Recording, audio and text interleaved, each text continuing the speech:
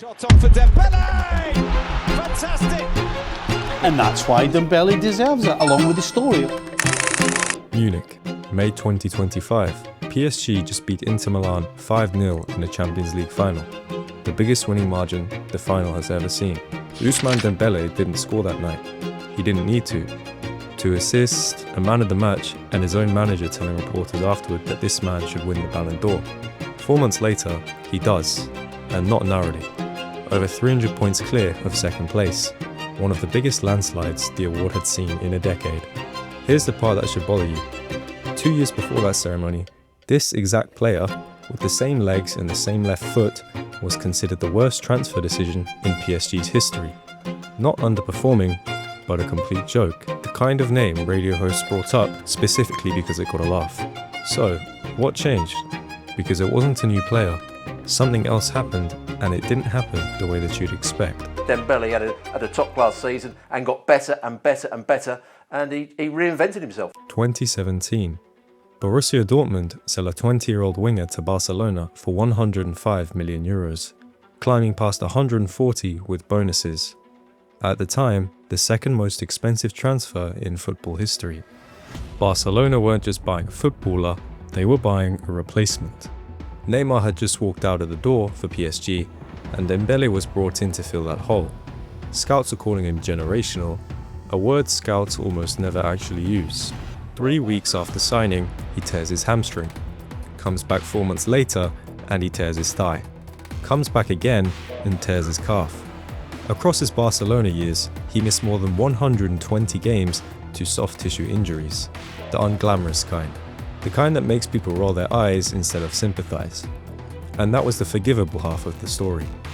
Stories leaked out of the dressing room about gaming sessions running until 5 in the morning, sleeping through training, and showing up late so often it stopped being news. The club gave him a chef, and he fired him. The club gave him a driver, and that didn't last either.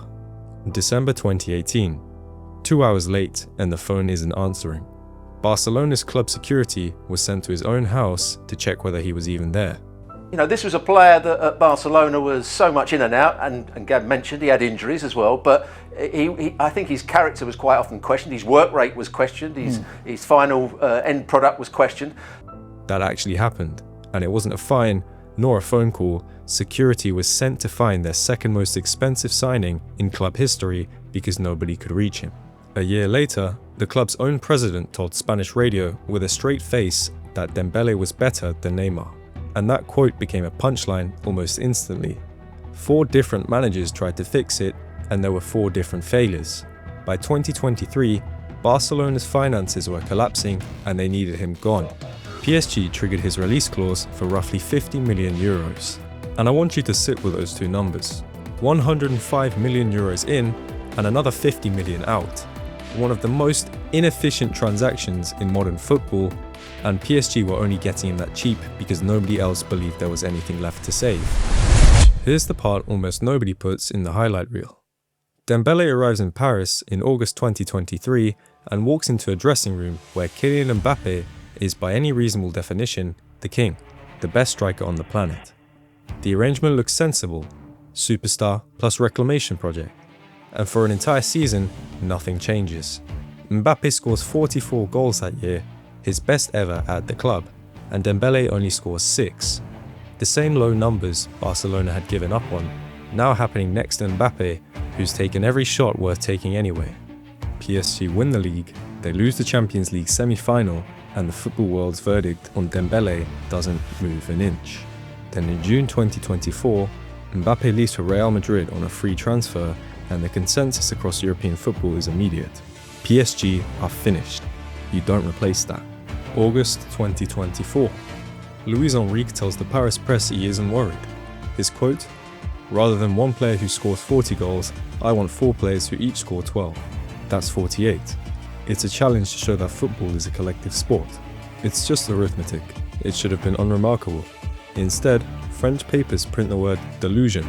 English commentators call it out of touch." 6 weeks into the season, Enrique makes his point the loudest possible way. October 2024, Champions League away at Arsenal.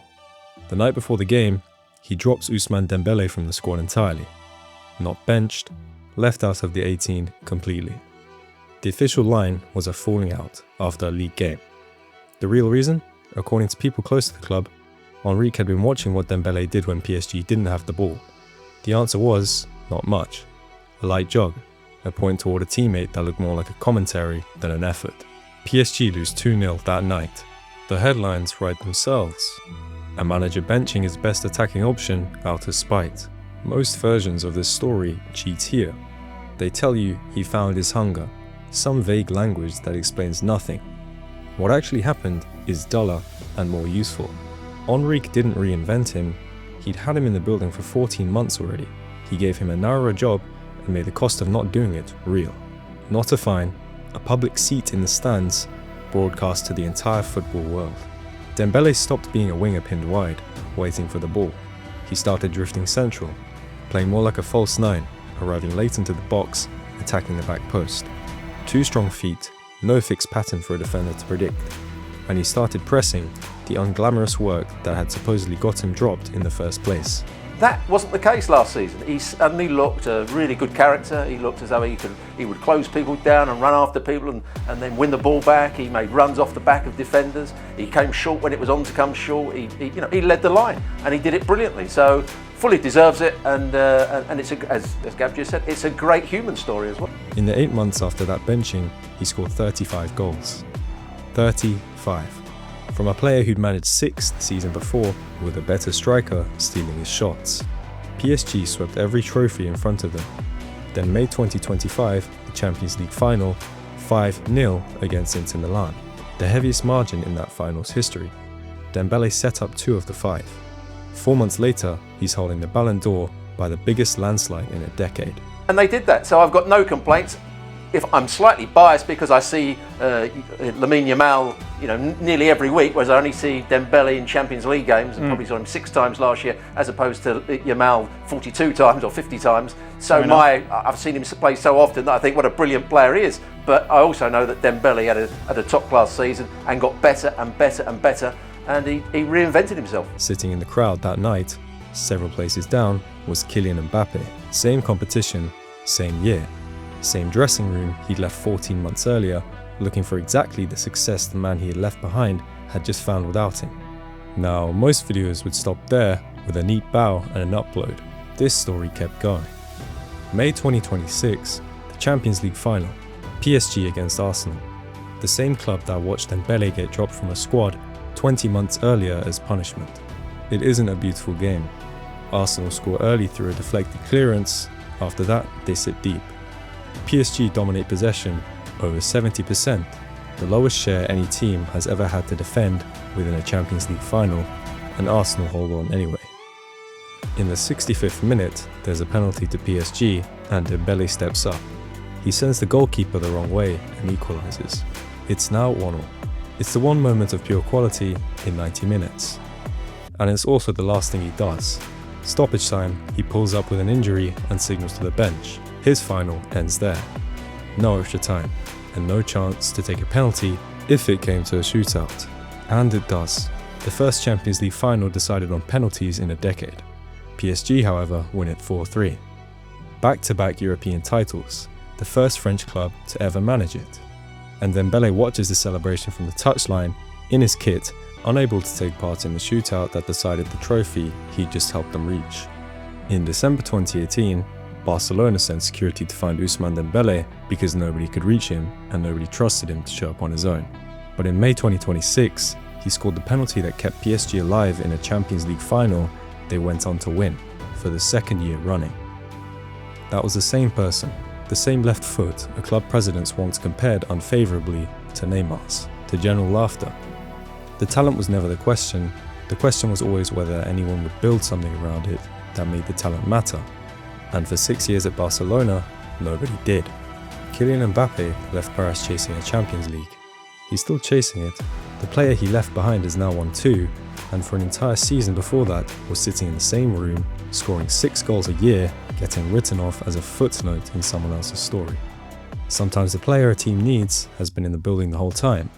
Somebody else just has to leave first. Sure. So that's why we say it's not that you have to win an award to go and win the Ballon d'Or, but you're most likely to be seen if you excel in the big games, in the Champions League semifinals and finals. And of course, it's going to be the World Cup. And it's not a coincidence that the last time a defender won this, I think one of only 2 times in history, was in 2006 when Fabio Cannavaro won the Ballon d'Or. Again, another guy where you say, you're never going to win it again, bro. But guess what? Italy won the World Cup that year. So there's definitely, these two things definitely go hand in hand.